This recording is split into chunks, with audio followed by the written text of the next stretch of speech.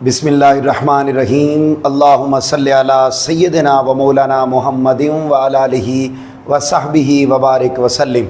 तहरीक मिनहाजुल कुरान के ज़ेर एहतमाम मुल्क भर में कायम 25,000 से ज़ायद मराकज़ इल्म और उन 25,000 से ज़ायद मराकज़ इल्म में से एक ये वाली क्लास जो हर जुमा की रात को 8 बजे 9 बजे के दरमियान इनेकाद पजीर होती है और जिसमें तमाम फ़ेसबुक पर मौजूद नाजरीन के लिए और यूट्यूब पर मौजूद नाजरीन के लिए और बिलखसूस जो हमारी क्लास के हाज़रीन हैं जिनमें छोटे बच्चे भी और बड़े मर्दो ख़वातीन एक जगह पर इकट्ठे होते हैं और ये क्लास हफ्तावार बुनियादों पर जारी है। अल्हम्दुलिल्लाह आज इसकी 15वीं क्लास है और इससे पहले 14 क्लासेस मुकम्मल हो चुकी हैं और अल्हम्दुलिल्लाह अल्लाह का लाख लाख लाख लाख शुक्र है कि बड़ी इस्तिकामत के साथ इस लम्हे तक ये क्लासेस का सिलसिला जारी है। यकीनी तौर पर उसकी तौफीक और इनायत के बग़ैर ये मुमकिन नहीं है, तो हम अल्लाह रब्बुल इज़्ज़त का बारे दिगर शुक्र अदा करते हैं और उसकी बारगाह में ये दुआ करते हैं कि बारी ताला जो बाकी लेक्चर्स रह गए हैं उनको भी इसी कंटिन्यूटी के साथ इस पूरे मराकज़ इल्म के पहले 6 माह के सिलेबस को विदाउट एनी डिले मुकम्मल करने की तौफीक अता फरमाए। मुअज़्ज़ज़ नाज़रीन और मुअज़्ज़ज़ हाज़रीन, आज के हमारे लेक्चर में भी 3 टॉपिक हैं और पहला टॉपिक है जी तर्जुमा और तफसीर का, जिसमें हम कुरान मजीद की आयात के ज़रिए हमने सोसाइटी में कैसे रहना है आदाब मुआशरत को पढ़ेंगे। फिर दूसरा टॉपिक हमारा अल-फ़िक़्ह का होगा, उसमें हम नमाज जुमा का बयान पढ़ेंगे और तीसरा टॉपिक हमारा सीरतुर रसूल सल्लल्लाहु अलैहि वसल्लम का होगा, जिसमें हम आपके मुख्तलिफ़ अखलाक़े करीमाना का तज़किरा पढ़ेंगे। मुअज़्ज़ज़ हाज़रीन और मुअज़्ज़ज़ नाज़रीन, आइए ज़रा आगाज़ करते हैं। पहला टॉपिक हमारा तर्जुमा और तफसीर। देखिए जी, तर्जुमा और तफसीर में जैसा कि मैंने ज़िक्र किया कि आदाब मुआशरत से मुताल्लिक़ हमने पढ़ना है, तो आइए हम कुरान मजीद की मखसूस आयात जिनका ताल्लुक़ सूरा अल-हुजरात से है, हम उन आयात की तिलावत करते हैं, उसके बाद तर्जुमा और उससे नुकात को जानते हैं। औज़ु बिल्लाहि मिनश शैतानिर रजीम।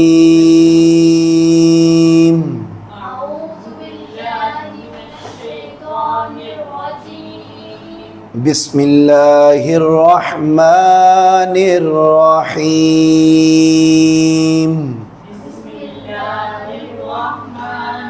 और ऊंची आवाज़ में, या अय्युहल्लज़ीना आमनू इन जाअकुम फासिकुम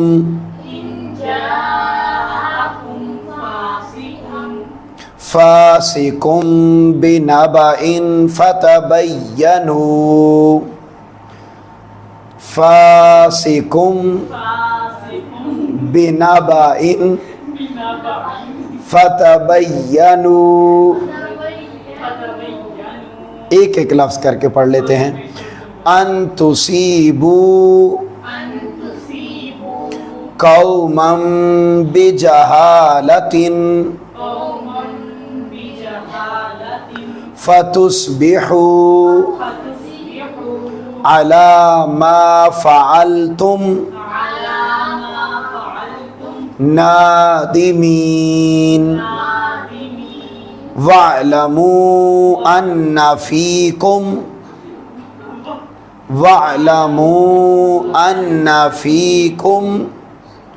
दोबारा पढ़िए, वअलमू अन्ना फ़ीकुम रसूलल्लाह लौ युतीउकुम फ़ी कसीरिन मिनल अम्रि लअनित्तुम वलाकिन्नल्लाह हब्बब इलैकुम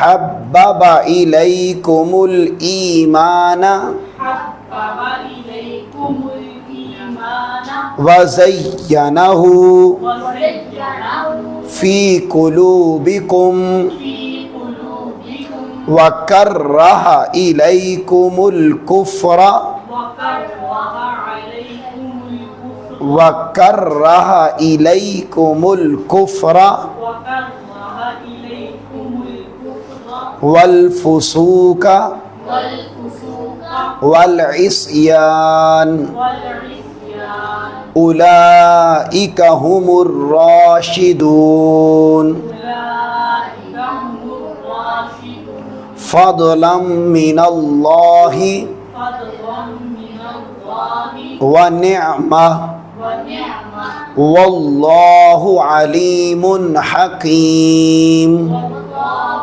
عليم حكيم صدق اللہ العظیم۔ صدق الله العظيم۔ یہ تین مختلف آیات ہیں اور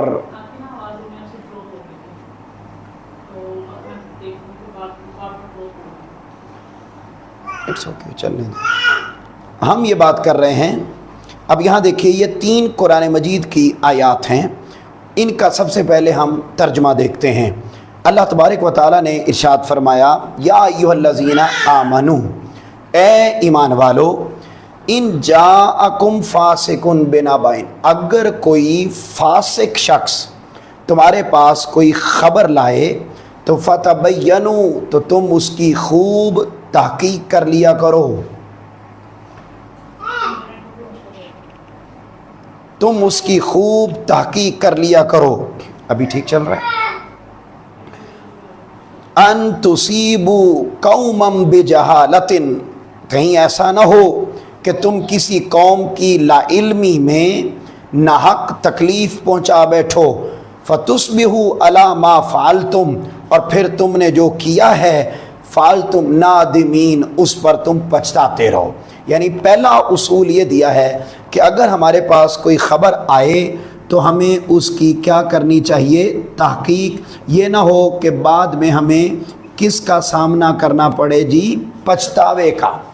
نمبر 2، وَاعْلَمُوا أَنَّ فِيكُمْ رَسُولَ اللَّهِ، اور جان لو کہ تم میں رسول اللہ موجود ہیں۔ کتنی خوبصورت آیت ہے، وَاعْلَمُوا أَنَّ فِيكُمْ رسول، کہ یہ قرآن مجید کی آیت آج بھی موجود ہے اور 1400 سال پہلے بھی موجود ہے۔ تو رسول پاک صلی اللہ علیہ وسلم فرمایا کہ وہ تمہارے اندر موجود ہیں۔ لو یطیعکم فی کثیر من الامر، اگر وہ بہت سے کاموں میں تمہارا کہنا مان لیں، لعنتم، تو تم مشکل میں پڑ جاؤ گے۔ سمجھاتا ہوں کیا ہے، وَلَٰكِنَّ اللَّهَ حَبَّبَ إِلَيْكُمُ الْإِيمَانَ وَزَيَّنَهُ فِي قُلُوبِكُمْ، لیکن اللہ نے تمہیں ایمان کی محبت عطا فرمائی اور اسے تمہارے دلوں میں آراستہ فرما دیا۔ وَكَرَّهَ إِلَيْكُمُ الْكُفْرَ وَالْفُسُوقَ وَالْعِصْيَانَ، اور کفر اور نافرمانی اور گناہ سے تمہیں متنفر کر دیا۔ أُولَٰئِكَ هُمُ الرَّاشِدُونَ، ایسے ہی لوگ دین کی راہ پر ثابت قدمی کے ساتھ چلنے والے ہیں۔ بیسیکلی یہ جو دوسری آیت ہے اس کے اندر یہ بات سمجھائی گئی ہے بڑی سادہ سی کہ رسول پاک صلی اللہ علیہ وسلم تمہارے درمیان موجود ہیں، تمہیں جو حکم دے دیں بس اس پر عمل کر لیا کرو، زیادہ سوال نہ کیا کرو۔ زیادہ سوال کرو گے تو ڈیفینیٹلی اس سے متعلق اور زیادہ احکام آتے جائیں گے اور تم مشکل میں پڑ جاؤ گے۔ بس تمہیں اللہ نے ایمان کی نعمت دے دی ہے، اللہ نے تمہارے دلوں میں اس بات کو رکھ دیا ہے کہ ہم نے دوبارہ کافر نہیں بننا، ہم نے گناہ نہیں کرنا، ہم نے فسق کی طرف نہیں جانا، یہ اللہ نے ان بلٹ تمہارے اندر بات رکھ دی ہے۔ بس ایمان لے آنا، گناہوں سے اپنے آپ کو بچانا، یہی ہدایت کا ذریعہ اور ہدایت کی علامت ہے۔ پھر فرمایا فضلا من اللہ ونعمہ، یہ اللہ کا فضل ہے اور اس کی نعمت ہے کہ اس کی نعمت، اچھا یہ جو خوبی، پھر فرمایا واللہ علیم حکیم، اور اللہ خوب جاننے والا اور بڑی حکمت والا ہے۔ معزز ناظرین اور معزز حاضرین، اس پوری یہ جو 3 آیات ہیں ان کے اندر ہم نے سادہ سی بات کی ہے۔ پہلے ہم نے پڑھا تحقیق کرنی چاہیے، اچھا وہ خبر چاہے فیس بک کے ذریعے آ جائے یا کوئی بندہ لے کر آ جائے. میں تو بلکہ فاسقون سے مراد فیس بک لیتا ہوں کہ اگر کوئی خبر فیس بک پر آ جائے تو ہمیں اس کی تحقیق کرنی چاہیے. آج کل آپ دیکھیے کہ سیلاب کے حالات چل رہے ہیں اور پل میں ہم کیوسک بڑھا دیتے ہیں اور پل میں ہم کیوسک کو کم کر دیتے ہیں اور ایسی سنسنی خیز خبریں.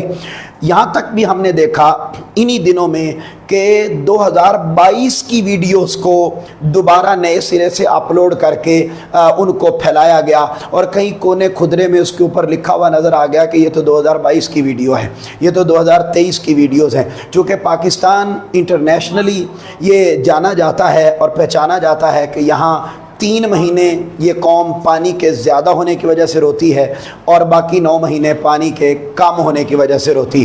تو یہاں پر اب وہ دیکھیے کہ ایسے حالات میں بھی ہم سچی خبر دوسروں تک پہنچانے کے لیے تیار نہیں ہیں اور محض اپنی جیب بھرنے اور ڈالر کمانے اور ان ذرائع کو ہم ترجیح دے رہے ہیں. اب آپ دیکھیے اللہ رب العزت کے قرآن نے واضح طور پر ہمیں بتا دیا کہ آپ کے پاس کوئی بھی خبر آ جائے تو آپ نے بھی جذباتی ہو کے اس کو ڈاؤن لوڈ کر کے فوری اپنی وال پر اپلوڈ نہیں کر دینا، بلکہ آپ نے پہلے تحقیق کر لینی ہے کہ یہ بات سچی بھی ہے یا نہیں ہے. تو پھر دوسرے نمبر پر یہ بتایا ہے کہ دیکھیے حکم تو یہ آیا کہ رسول پاک صلی اللہ علیہ وسلم تمہارے درمیان موجود ہیں، جو وہ کہہ دیں اس پر عمل کر لیں، اس میں خیر ہے.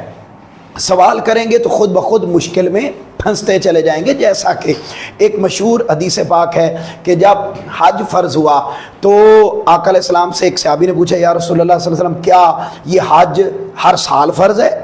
آقا علیہ السلام نے اپنا چہرہ انور پھیر لیا. پھر اس نے پوچھا یا رسول اللہ صلی اللہ علیہ وسلم کیا حج ہر سال فرض ہے؟ آقا علیہ السلام نے پھر چہرہ 3 دفعہ پھیرا اور چوتھی دفعہ آقا علیہ السلام نے پھیرنے کے بعد فرمایا کہ دیکھو میرے صحابی، اگر میں آج کہہ دیتا کہ ہاں ہر سال فرض ہے تو پھر ہر ایک پر حج ہر سال فرض ہو جاتا. اس لیے جتنا دین آ جائے اس پر ہی آپ عمل کر لیں. اس سے یہ بھی ایک مطلب واضح ہوتا ہے کہ آقا علیہ السلام کی حیثیت اس کائنات میں اور بالخصوص امت مسلمہ میں ایک باپ کی بھی ہے، کیونکہ جو نبی ہوتا ہے وہ اپنی پوری امت کا روحانی باپ ہوتا ہے.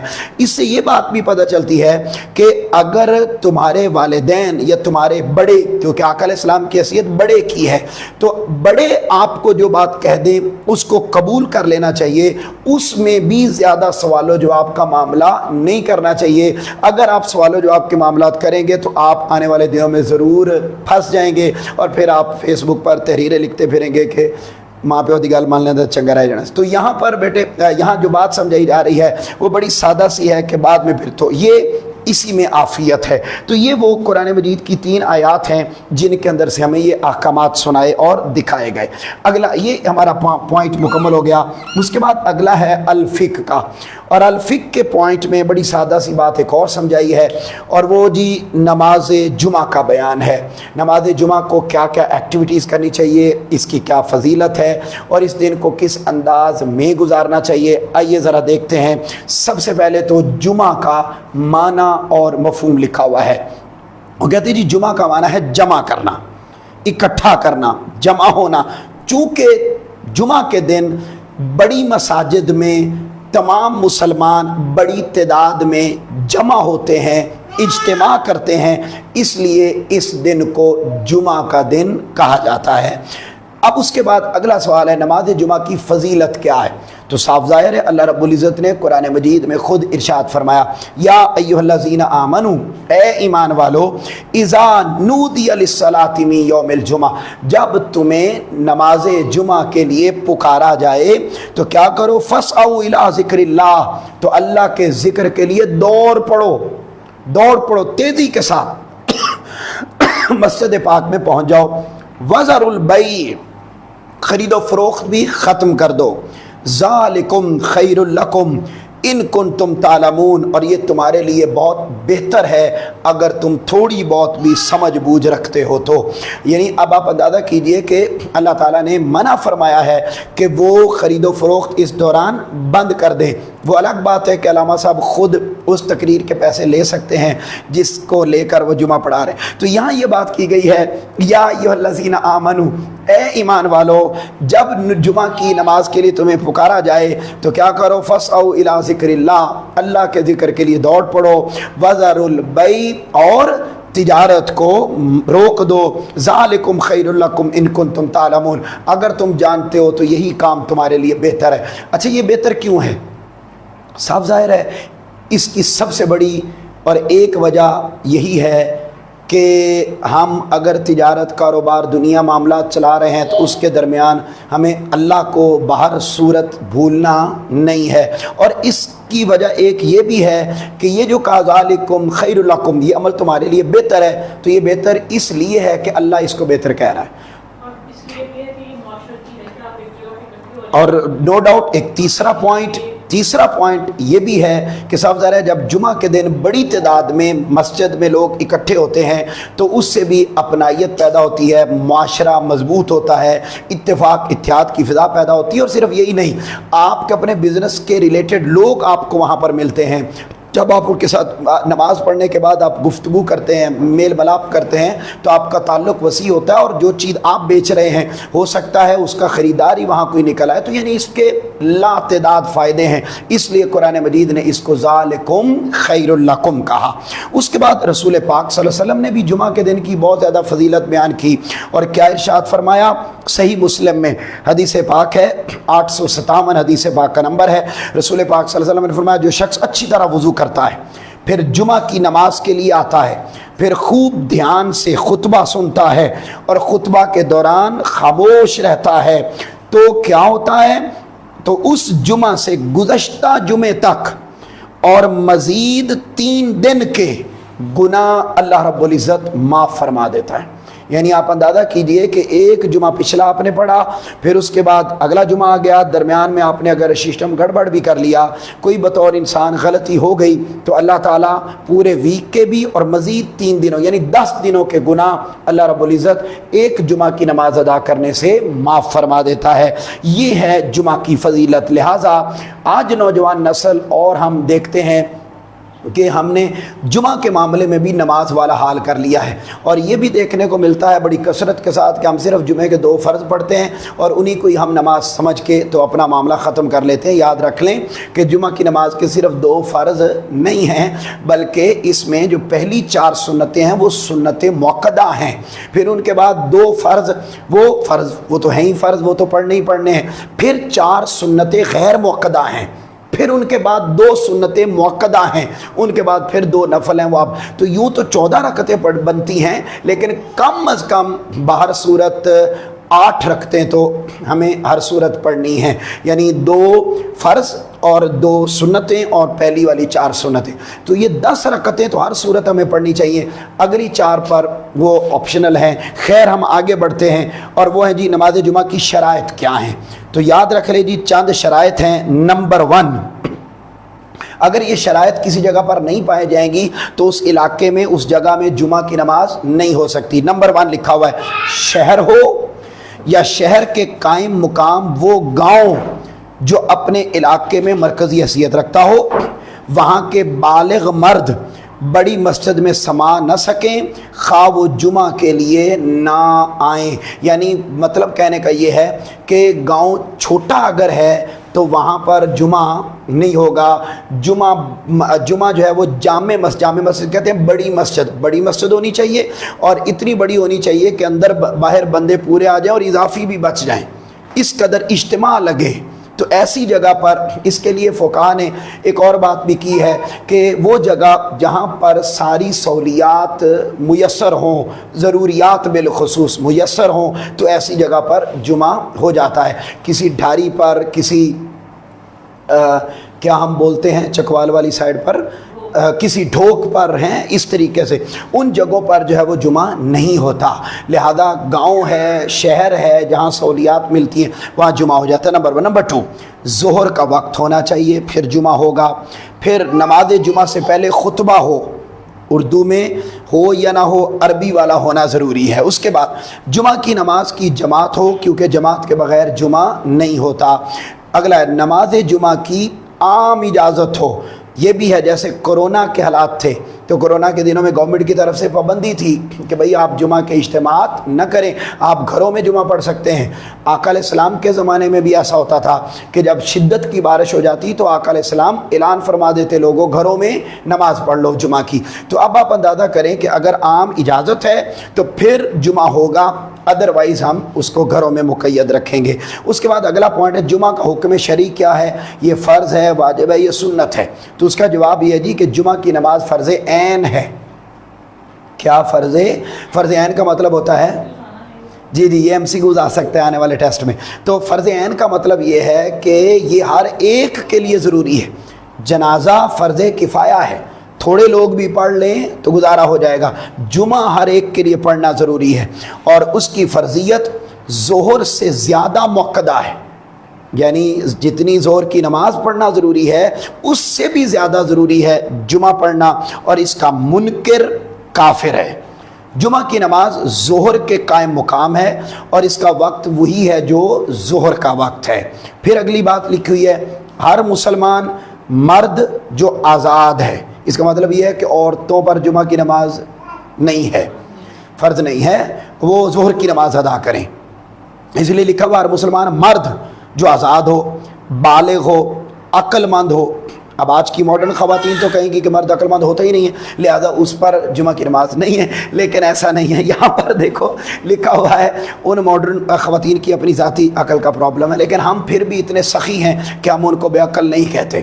اب یہ یہاں پر دیکھیے کہ عقل مند تندرست اور مقیم ہو، مقیم کا مطلب ہے کہ وہ اپنے علاقے میں اپنے گھر میں ہو، سفر میں نہ ہو، اس پر جمعہ فرض ہے۔ وہ اپنے کیوں وہ مقیم ہیں؟ کیونکہ وہ اتنی دور مسجد ہے، اتنے کہ جہاں وہ تھوڑے وقت میں جا سکتے ہیں، وہ اس علاقے کی ہے، یعنی مقیم سے مراد ہے اپنے علاقے میں۔ آپ یوں سمجھ لیجئے 40 کلومیٹر تک علاقہ ہی ہے، جیسے ہمسایوں کی ایک لسٹ ہے، تو اتنے ایریے میں جو مسجد ہو اس میں وہ جا سکتے ہیں۔ اگلا پوائنٹ ہے جی پھر کیا، جب کہ عورت، غلام، قیدی، نابالغ، مخبوط الحواس، یہ ساری عورت کی مطلب کہنے کا یہ ہے کہ مخبوط الحواس، بیمار، اپاہج، بیماردار، مسافر، جس کو کسی کا خوف ہو یا جس کو کسی نقصان کا اندیشہ ہو، ان پر جمعہ فرض نہیں۔ اگر آپ ایک لفظ بول دیں کہ عورت پر جمعہ فرض نہیں ہے تو ساری کیٹیگریز اس میں نہیں آئیں گی، کیونکہ عورت کا الگ سٹیٹس ہے، اور اس کے علاوہ غلام، قیدی اور نابالغ، مخبوط الحواس، ٹھیک ہے، اور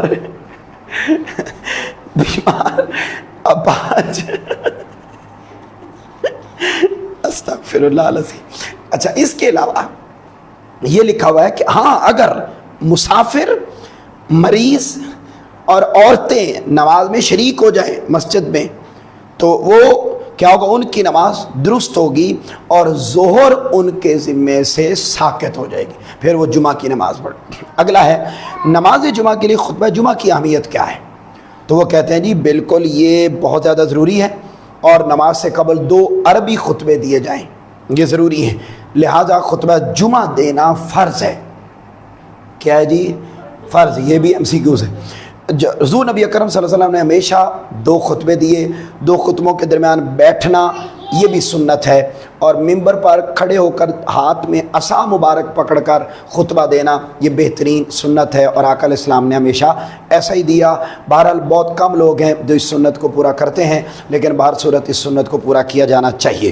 اس کے بعد اگلا پوائنٹ یہ لکھا ہوا جی کہ دوران خطبہ کسی طرح کی بات کرنا، حتیٰ کہ نصیحت کرنا، اور اتنا بھی کہنا کہ یار تم چپ ہو جاؤ، رسول پاک صلی اللہ علیہ وسلم نے فرمایا یہ بھی اس نے لغو بات کی، فضول بات کی، یعنی ہم دوران خطبہ اتنا کانشیسلی سنیں گے کہ اس کے لیے ایک مثال دی جاتی ہے کہ آپ کے سر کے اوپر آ کے پرندے بیٹھ جائیں اور اڑ جائیں، یعنی آپ نے بالکل کنٹینیوسلی توجہ کے ساتھ، فوکس کے ساتھ عربی خطبہ سننا ہے۔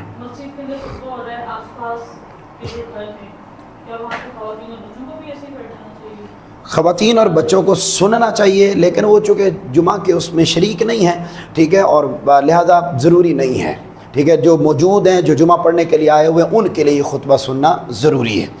اور وہ اچھا، اس کے بعد اسی طرح آقا علیہ السلام نے پھر یہ ارشاد فرمایا کہ جس شخص نے کنکریوں کو ہاتھ لگایا، یعنی ادھر خطبہ چل رہا تھا اور مسجد میں بیٹھے بیٹھے کنکریاں پڑی تھیں یا صف کے اوپر کوئی تنکا پڑا تھا یا کوئی چیز، اس کو بھی اٹھایا، تو آقا علیہ السلام نے فرمایا یہ بھی اس نے اضافی کام کیا ہے، فضول کام کیا ہے، اس سے بھی اس کے خطبہ سننے کا ثواب جاتا رہے گا۔ اس کا مطلب ہے اس نے فرض ادا نہیں کیا ہے، اس لیے ہمیں بڑی توجہ کے ساتھ اس کو سننا چاہیے۔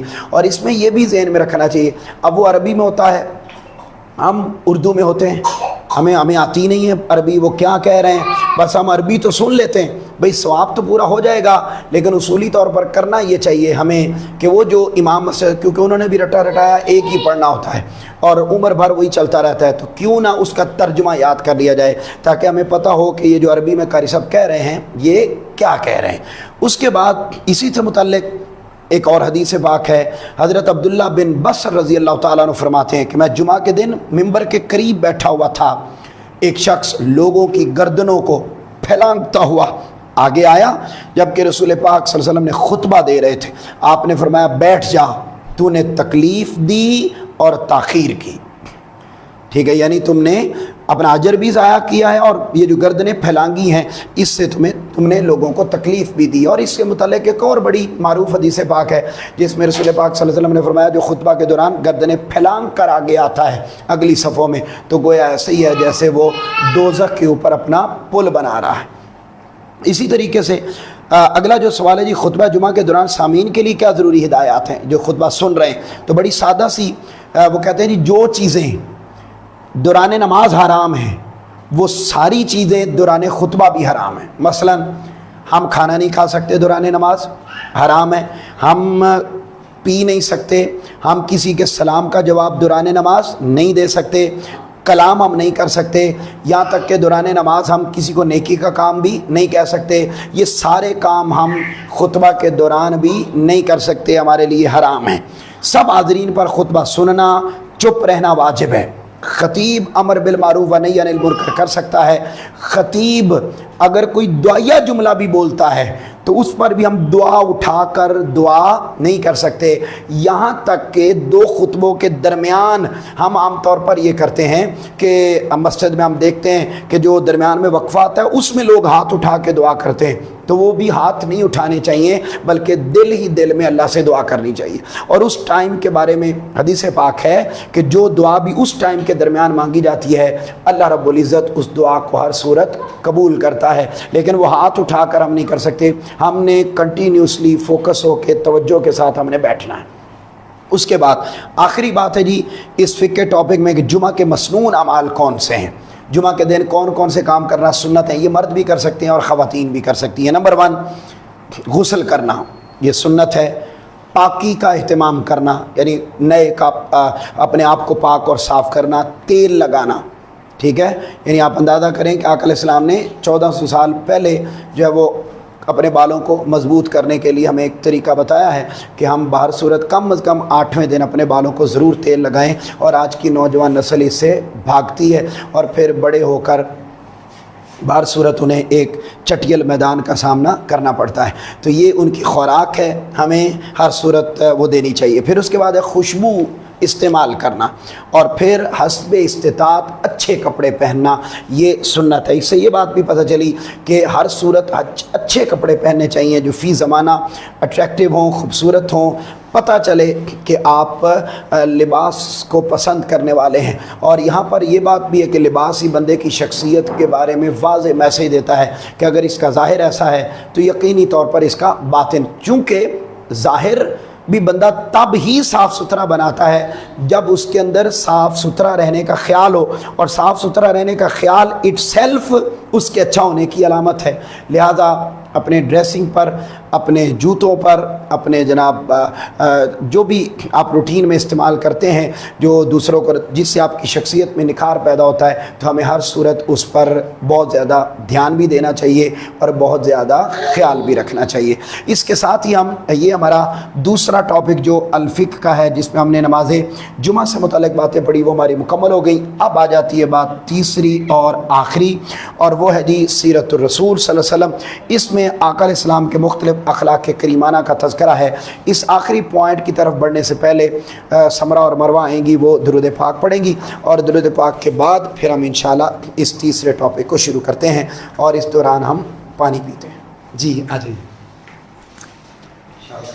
اللہم صلی علی سیدنا و مولانا محمد۔ اللہم صلی علی سیدنا و مولانا محمد۔ اے چاند ربیع الاول کے تو آیا رحمت لایا ہے، چاند ربیع الاول کے تو آیا ہے رحمت لایا ہے، کونین منور جی سے ہوا، کونین منور جی سے ہوئے، وہ نور ہدایت لایا ہے۔ اللہم صلی علی سیدنا و مولانا محمد۔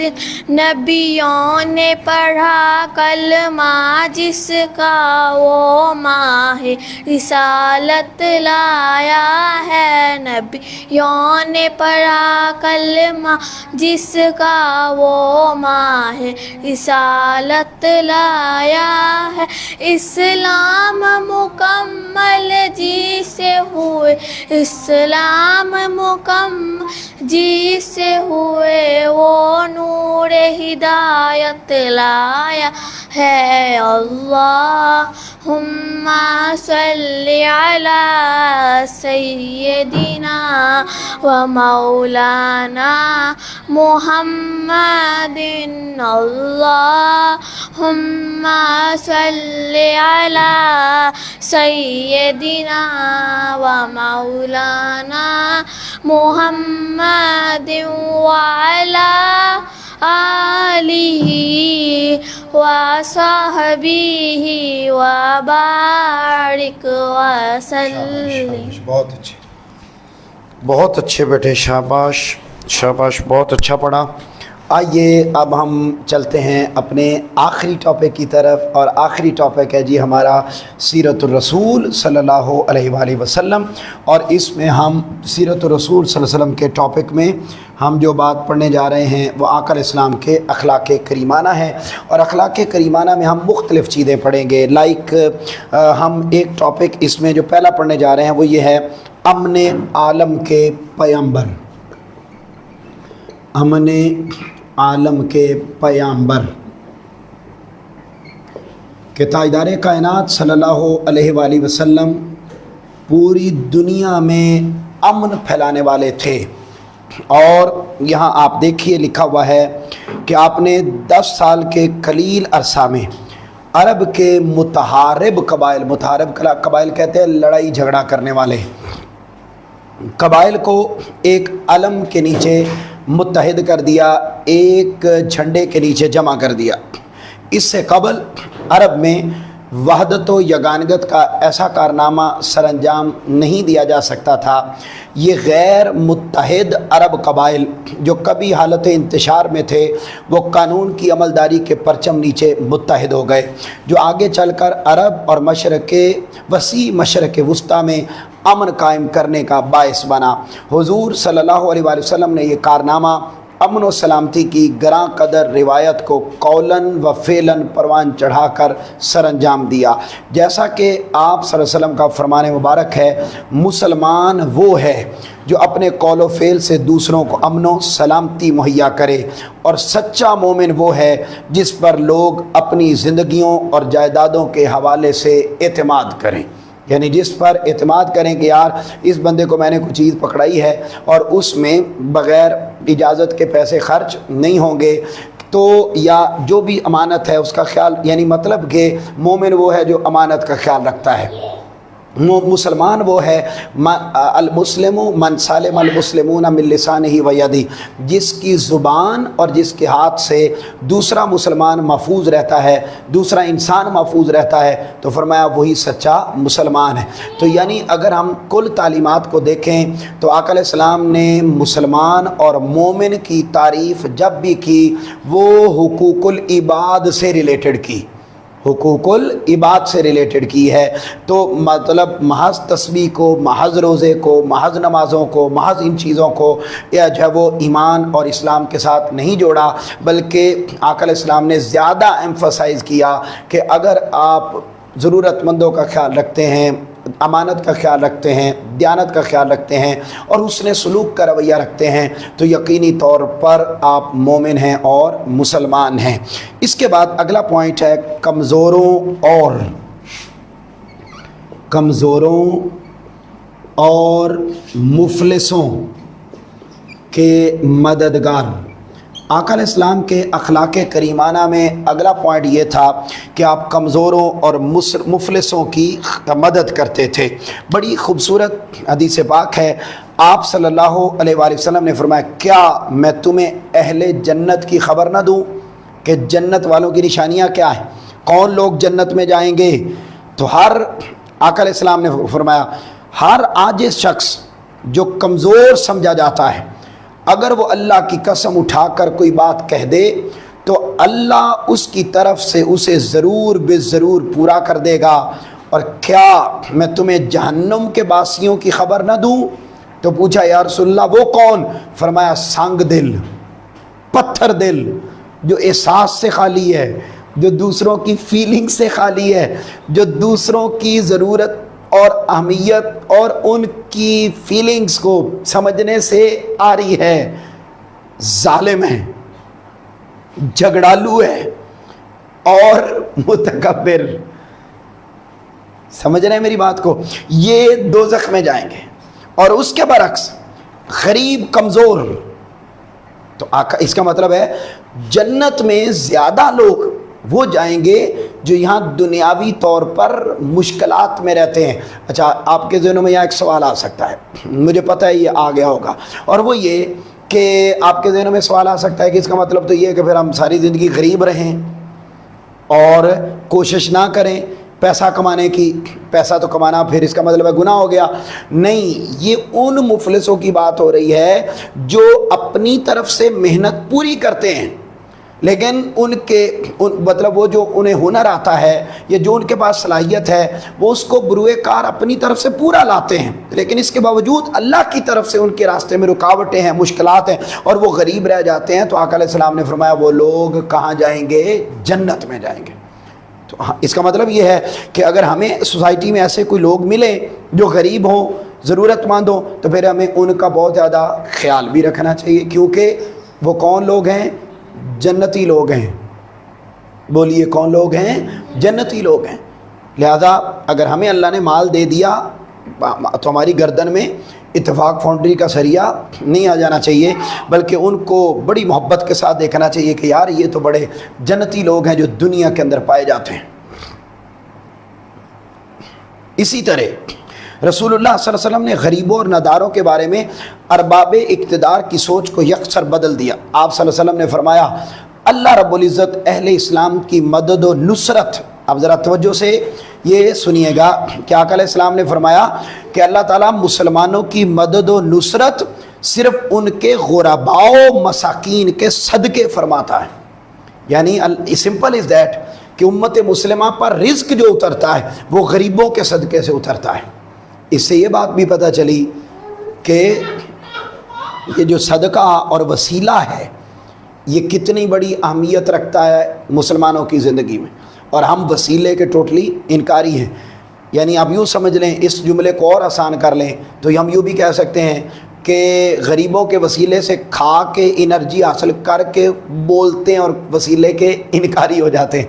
تو وسیلے، یہ آپ اندازہ کریں کہ ہمارے گھروں میں جو رزق اترتا ہے وہ رزق بھی غریبوں کے صدقے سے اترتا ہے۔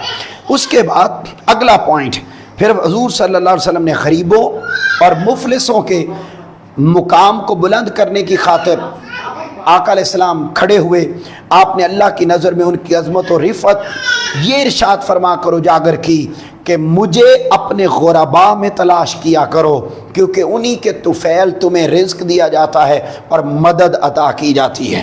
اب آپ اندازہ کریں کہ آقا علیہ السلام نے ہمیشہ غریب صحابہ کرام کی حوصلہ افزائی فرمائی، اور آقا علیہ السلام فرمایا کرتے تھے غرباء سے محبت کرو اور ان کے ساتھ بیٹھا کرو، اور آقا علیہ السلام ہمیشہ غریبوں کے ساتھ بیٹھتے، ان کے ساتھ معاملہ کرتے، ان کی دعوت کو قبول کرتے، انہیں اپنے گھروں میں بلاتے، ان کے ساتھ مل بیٹھتے، اور کوئی تفریق آقا علیہ السلام نے کبھی نہیں کی تھی۔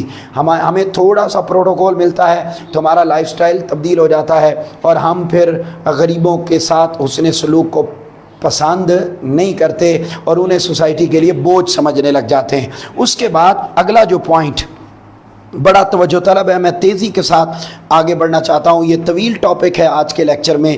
اب اگلا پوائنٹ آ رہا ہے جی بیماروں کے خبرگیر۔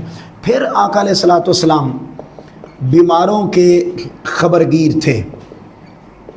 آج تیمارداری کرنے کا کلچر ختم ہو گیا ہے، بلکہ اگر کوئی بیمار ہو جائے تو اسے بوجھ سمجھا جاتا ہے، جبکہ آقا علیہ السلام کا معاملہ کیا تھا؟ جب کبھی اللہ کے رسول کسی بیمار پرسی کے لیے تشریف لے جاتے یا کوئی بیمار شخص آپ کی خدمت میں لایا جاتا تو آپ اس حیات بخش دعا کے ذریعے اس کی عیادت کرتے۔ کیا کرتے؟ آپ آقا علیہ السلام دعا کیا کرتے، بلا کو دور فرما اے انسانوں کے رب، صحت بخش اس کو اے شفا دینے والے، تیری شفا کے سوا کوئی شفا نہیں، اسے ایسی شفا عطا فرما کہ جس کے بعد کوئی اسے بیماری لاحق نہ ہو۔ یعنی دعا صرف اس وقت ہی نہیں مانگنی چاہیے جب کوئی فوت ہو جائے۔ جب کوئی بیمار ہے اور آپ اس کی تیمارداری کرنے کے لیے گئے ہیں تو وہاں جا کے غیبتیں کرنے کی بجائے یا اس کے سابقہ گناہ بتانے کی بجائے یا اس کی سامنے گلے شکوے کرنے کی بجائے اس کے سامنے ایک حوصلہ افزا دعا کرنی چاہیے جس سے وہ موٹیویٹ ہو اور وہ اٹھ کر بیٹھ جائے۔ پھر اسی طرح آپ بیمار کو امید دلاتے تھے۔ یعنی اب آپ اندازہ کریں کہ بہت زیادہ فوکس کیا ہمارے ہاں، جب بیمار کی تیمارداری کرنے کے لیے آتے ہیں تو بتاتے ہیں وہ فلاں کو بیماری ہو گئی، وہ مر ہی گیا، اس کو مزید مایوس کرتے ہیں، اس کو مزید مایوس کرتے ہیں، جبکہ یہاں پر آقا علیہ السلام کیا کر رہے ہیں؟ اس کو موٹیویٹ کر رہے ہیں، انکرج کر رہے ہیں، اس کو حوصلہ دے رہے ہیں۔ پھر آقا علیہ السلام دعا فرمایا کرتے کیا؟ اگر کوئی مومن ثابت قدمی سے نیک عمل کر رہا تھا اور وہ اچانک بیمار ہو گیا اور ان دنوں میں وہ عمل نہیں کر سکا تو آقا علیہ السلام نے فرمایا وہ عمل اس نے نہیں کیا لیکن اس کو اجر اسی طرح ملتا رہے گا جیسے وہ پریکٹیکلی کر رہا تھا۔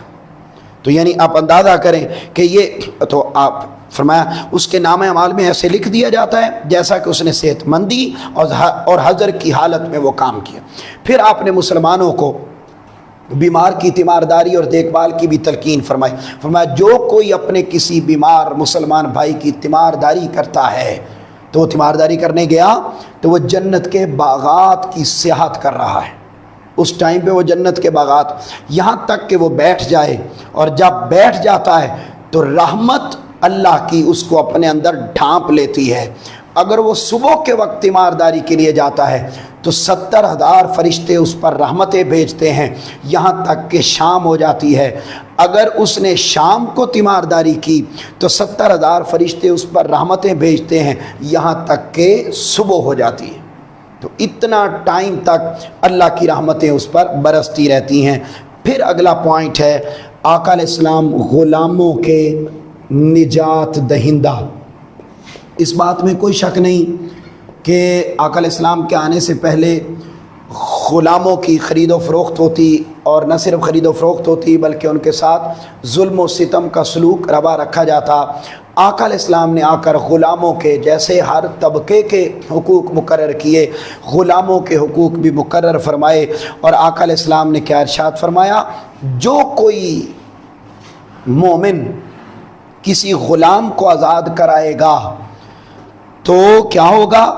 وہ جس کو آزاد کیا ہے اس کے جسم کے ہر عضو کے بدلے میں جس نے آزاد کروایا ہے اس کے عضو کو اللہ قیامت کے دن دوزخ کی آگ سے دور کر دے گا۔ یعنی اس کا مطلب یہ ہے کہ اگر آپ نے غلام کو آزاد کروایا تو اس کے بدلے میں اللہ آپ کو دوزخ سے آزاد کر دے گا، یہ اتنا بڑا اجر ہے۔ پھر آقا علیہ السلام نے غلاموں کے حقوق کے بارے میں بڑی خوبصورت حدیث پاک فرمایا تمہارے غلام تمہارے بھائی ہیں۔ اب یہاں آج کل تو غلاموں کا کلچر نہیں ہے، لہذا جو ہم گھروں میں ورکر رکھتے ہیں، ہوم جو میڈ رکھتے ہیں، میل ہو یا فیمیل، تو ہم آفس میں رکھتے ہیں، ہم اپنے گھروں میں رکھتے ہیں، وہ ہمارے غلام ہیں۔ غلام ہیں نہیں، آقا علیہ السلام نے ان کو کیا سٹیٹس دیا؟ آقا علیہ السلام نے فرمایا تمہارے غلام تمہارے بھائی ہیں، جیسا لباس خود پہنتے ہو ویسا انہیں پہناؤ۔ اور ماشاءاللہ ہماری سوسائٹی کا 99.9% رویہ یہی ہے کہ جو کپڑے ہم پہن کے پرانے کر لیں وہ اٹھا کے ہم انہیں دے دیتے، جو کھانا ہم نے نہیں کھانا ہوتا وہ ہم انہیں دے دیتے، اور یہ دے کر ہم احسان بھی کر رہے ہوتے ہیں۔ دیکھیے کہ فرمایا جو کھانا خود کھاتے ہو وہی انہیں کھلاؤ، جیسا خود پہنتے ہو ویسا انہیں پہناؤ۔ پھر اگلی بات، ان پر اتنا بوجھ نہ ڈالو کہ جس کو وہ کر نہ سکیں، اور اگر کوئی کام ایسا ہو کہ وہ تمہاری معاونت کے بغیر نہ ہو سکتا ہو تو تم اس کے ساتھ شریک ہو کر اس کی مدد کرو تاکہ وہ کام آسانی سے کر سکے۔ مثلا کوئی چیز اٹھانی تھی، اب اکیلا نہیں اٹھا سکتا تو تمہاری ذمہ داری ہے کہ تم اس کے ساتھ شریک اور ہو جاؤ اور اٹھاؤ، تو یہ اس کی مدد۔ پھر اگلا پوائنٹ ہے پناہ گزینوں کے محافظ، پناہ گزینوں کے محافظ۔ رسول پاک صلی اللہ علیہ وآلہ وسلم پناہ گزینوں کے، یعنی جو اسائلم چاہے کہ میرے وطن میں رہنا مشکل ہے، میں آپ کے وطن، تو فرمایا اس کو آقا علیہ السلام نے سیفٹی اور سیکورٹی دی۔ اور اللہ تعالیٰ نے قرآن مجید میں ارشاد فرمایا وَإِنْ أَحَدٌ مِّنَ الْمُشْرِكِينَ، کہ آگے اسْتَاجَرَكَ فَآجِرْهُ حتیٰ یسمع کلام اللہ ثم ابلغہ مأمنہ، سورہ التوبہ کی یہ آیات ہیں۔ فرمایا اللہ رب العزت نے کہ اگر مشرکوں میں سے بھی کوئی آپ سے پناہ کا درخواستگار ہو تو اسے پناہ دے دیں تا کہ وہ اللہ کا کلام سنیں، پھر آپ اسے اس کی جائے امن تک پہنچا دیں۔ یعنی آپ اندازہ کریں کہ اگر کوئی آپ سے اسائلم لیتا ہے، آپ اس کو پناہ دیں گے، اللہ کا اس کو کلام سناتے رہیں، پھر وہ جب واپس اپنی امن والی جگہ پہ جانا چاہے تو اس کو آپ چھوڑ دیں۔ پھر حضور صلی اللہ علیہ وسلم تسلسل اور تواتر کے ساتھ اپنے صحابہ سے ضرورت مندوں کی مدد کرنے کی اہمیت اور اس کے فوائد پر گفتگو فرمایا کرتے۔ آقا علیہ السلام نے فرمایا جو کوئی کسی مشکل کی گھڑی میں کسی کو سکون پہنچاتا ہے یا اس کا درد اور دکھ کم کرتا ہے، اللہ اس کو بروز حشر اپنے سائے میں رکھے گا، جس دن اللہ کے عرش کے سائے کے سوا کوئی سایہ نہیں ہوگا۔ اب آپ اندازہ کریں اس میں کوئی مسلمان ہونے کی تخصیص نہیں ہے، مسلمان آ جائے تب بھی اس کی مدد کریں، پناہ دیں، نان مسلم آ جائے تب بھی، بس انسان ہونا چاہیے۔ انسان کیا، ہمارا دین تو اتنا خوبصورت ہے جو حیوانوں اور نباتات و جمادات کے ساتھ بھی حسن سلوک کرنے کا حکم دیتا ہے۔ آخری پوائنٹ ہے اور وہ ہے حقوق حیوانات، حقوق حیوانات کے علمبردار۔ رسول پاک صلی اللہ علیہ وسلم نے صرف انسانوں کے حقوق ہی نہیں بیان کیے بلکہ آپ نے جانوروں کے ساتھ بھی حسن سلوک کرنے کا حکم دیا اور تنبیہ فرمائی۔ ہوا یہ ایک موقع پر آپ کا گزر ایک لاغر اور کمزور اونٹ کے پاس سے ہوا جو ایک ستون کے ساتھ بندھا ہوا تھا۔ اس منظر نے حضور صلی اللہ علیہ وسلم کو بے چین کر دیا۔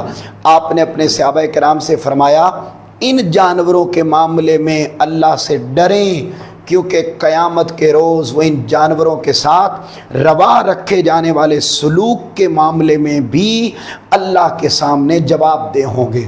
یعنی اگر ہم نے گھر میں جانور رکھے ہوئے ہیں، ہم ان کو مارتے ہیں، ہم ان کا خیال نہیں رکھتے، ہم ان کو کھانا نہیں دیتے، قیامت کے دن اللہ ہم سے ان کے حقوق کے بارے میں سوال کرے گا۔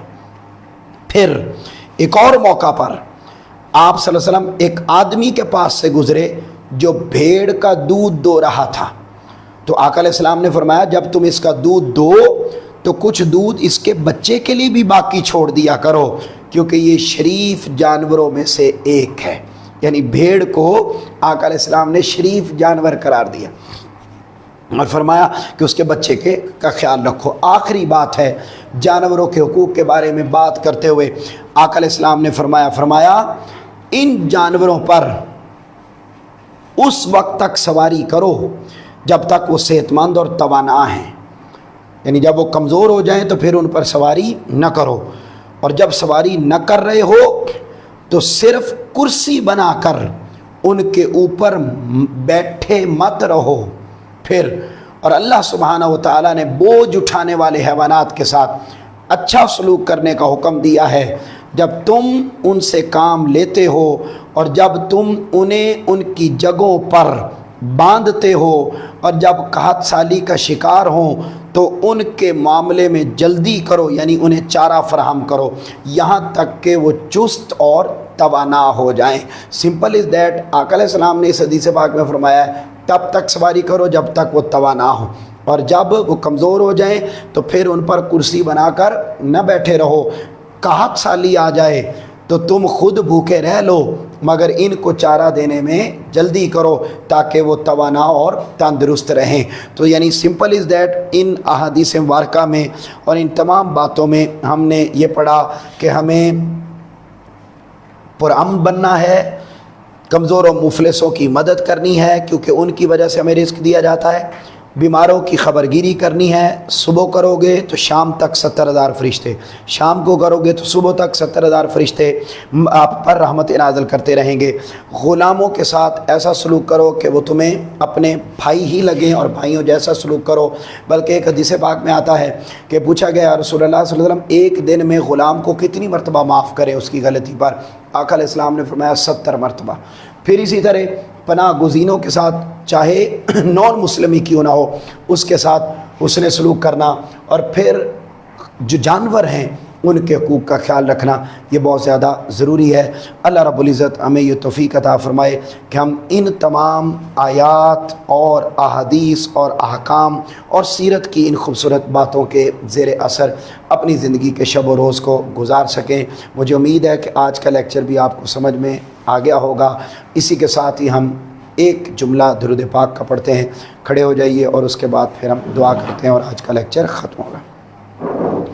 مصطفیٰ جان رحمت پہ لاکھوں سلام، شمع بز میں ہدایت پہ لاکھوں سلام، شمع بز میں ہدایت پہ لاکھوں سلام، جن کے آنے سے روشن زمانہ ہوا، جن کے آنے سے روشن زمانہ ہوا، اس نبی کی ولادت پہ لاکھوں سلام، مصطفیٰ جان رحمت پہ لاکھوں سلام، شمع بز میں ہدایت پہ لاکھوں سلام۔ بسم اللہ الرحمن الرحیم۔ اللہم صلی علی سیدنا و مولانا محمد و علی آلہ وصحبہ وبارک وسلم۔ اللہم انک انت السلام و منک السلام و الیک ارجو السلام، حینا ربنا بالسلام وادخلنا جنت دار السلام۔ باری تعالیٰ ہم نے تیرے اور تیرے محبوب کی رضا کی خاطر یہ آج 15ویں کلاس مکمل کی ہے۔ باری تعالیٰ اس میں جو کچھ پڑھا پڑھایا سنایا باری تعالیٰ اس سارے عمل کو اپنی بارگاہ میں قبول فرما، دنیا اور آخرت میں باری تعالیٰ ہم سب کے لیے اس عمل کو ذریعہ نجات بنا، دنیا اور آخرت کی تمام مشکلات کا خاتمہ فرما، باری تعالیٰ برائیوں کے تمام دروازے ہمارے لیے بند فرما، اور ہم سب کو ہدایت اور نیکی کے سائے میں زندگی کو بسر کرنے کی توفیق عطا فرما۔ باری تعالیٰ بالخصوص پاکستان میں تیرے محبوب کے امتی مسلمان انسان اس وقت سیلاب کی زد میں مشکلات میں ہیں، باری تعالیٰ تو سب کی مشکلات کا خاتمہ فرما، جو باری تعالیٰ اس مشکل سے دوچار نہیں ہیں، باری تعالیٰ انہیں محفوظ فرما اور انہیں ان مسلمان بھائیوں کی مدد کرنے کی توفیق عطا فرما جو اس وقت مشکل کے اندر پھنسے ہیں۔ باری تعالیٰ یہی دین ہے، یہی اخلاق ہے، یہی ایمان ہے، ہمیں اس مشکل گھڑی میں اپنے مسلمان بھائیوں کی مدد کرنے والا بنا، اور باری تعالیٰ جو مدد کر رہے ہیں ان کے تمام اعمال کو اپنی بارگاہ میں قبول فرما۔ باری تعالیٰ اس مجلس علم، مرکز علم کی مجلس میں ہفتہ وار ناظرین حاضرین جتنے شریک ہوتے ہیں، باری تعالیٰ سب کی حاجات کو پورا فرما۔ جنہوں نے دعا کے لیے کہا، ہمارے سر سعید انہوں نے دعا کے لیے کہا، باری تعالیٰ ہم تیری بارگاہ میں التجا کرتے ہیں، ہر ایک کی مشکلات پریشانیاں دور کر کے ہر ایک کے حال پہ اپنا کرم فرما۔ لی خمسۃ نطفی بہا حر الوباء الحاتمہ المصطفیٰ والمرتضیٰ وابناہما والفاطمہ وصلی اللہ تعالی علی حبیب خیر خلق محمد وعلی آلہ وصحبہ اجمعین۔